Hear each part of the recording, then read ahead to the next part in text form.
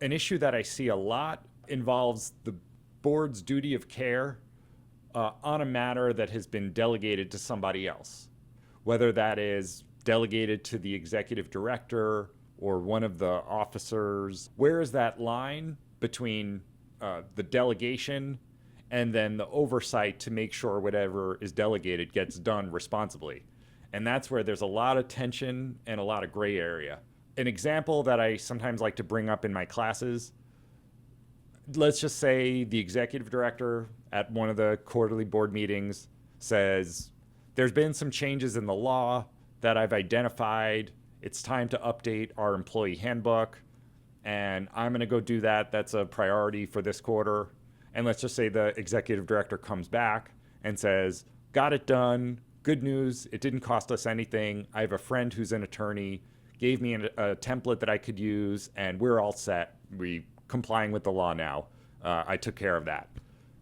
What is the board's responsibility there?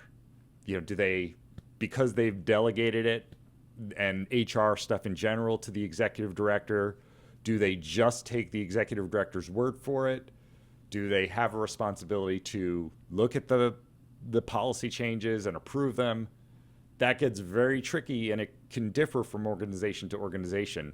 And I certainly have some thoughts, but do you have thoughts, Mike, about how you would think of a situation like that? There's 3 levels for me. There's a time when the board has to act, okay?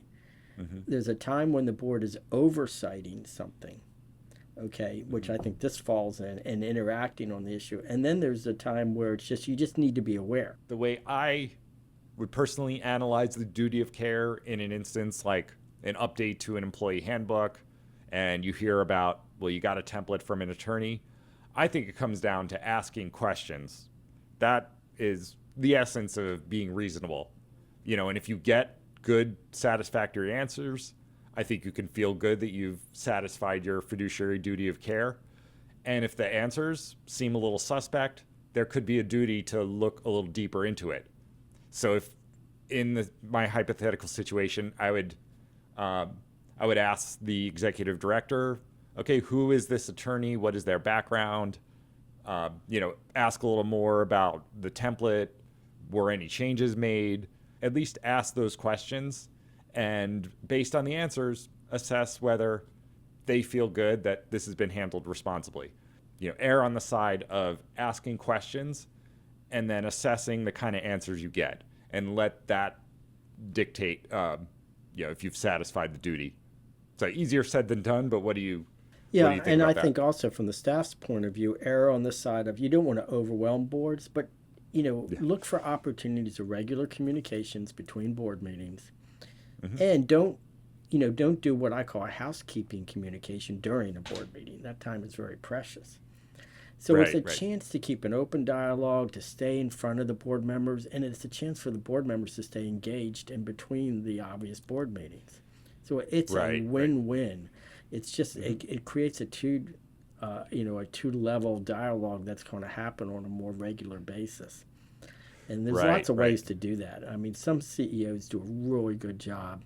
They've got, they don't even advertise it, but they have, I'm going to reach out to certain board members once a month. I'm going to talk to the board about an issue once a quarter. I mean, they just have this in their mind, and they're just engagement opportunities.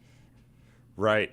And you've got a good CEO, executive director, when they are proactive with that communication, they are very well organized with it, and they're just really inclined to make board members feel like they're getting all the necessary information, not trying to hide anything, not trying to overwhelm them on the other hand.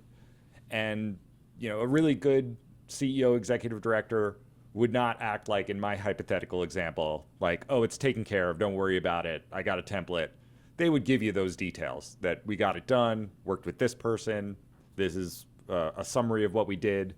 And in that kind of situation, you make it easy for a board member to feel like, okay, I've done what I need to do. And that's what both staff and board should be aiming for.